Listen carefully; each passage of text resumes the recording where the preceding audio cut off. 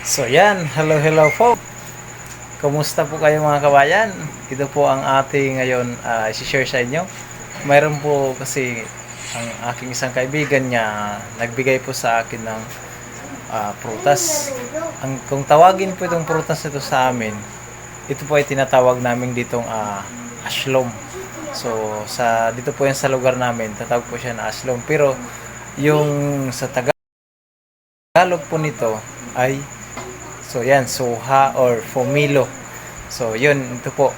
So kung matitikman niyo po ito, kaya po tinatawag sa amin ito na aslom kasi pag kinain niyo po siya, yung iba yung lasa niya. Pero yung itong prutas na binigay niya sa akin, sabi daw niya is masarap daw kasi ano daw matamis siya na klase ng suha. So yan, ito po ay i-share ko po sa inyo at kung paano din po ito balatan. At makikita niyo po dito parang excited yung anak ko dito na makita yung laman. Sabi pa nga niya parang may juice sa loob, may parang orange daw. Yan, parang may pagka-similarity po sila sa orange yung laman po niya. So yan, ito po kabayan, watch this.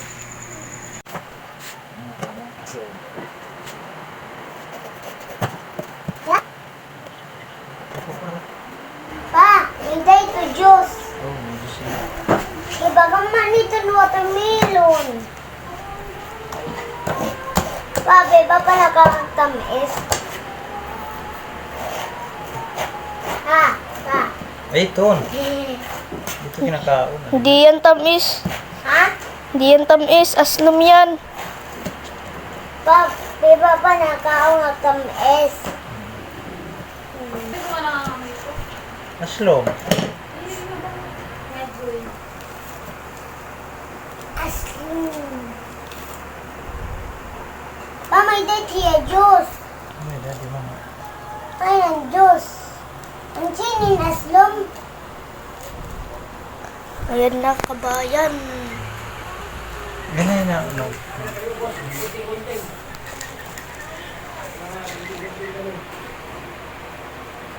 Maganawan siya na pa.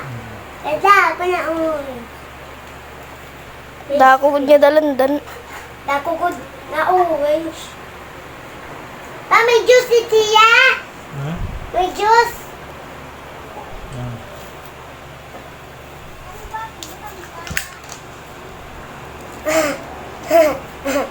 Pero mapawa. Pero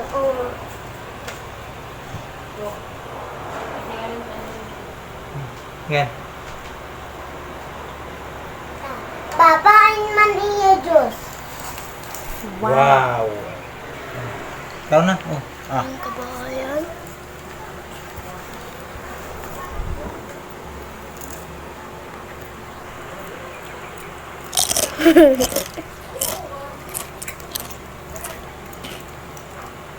Thank you for watching. To God be the glory.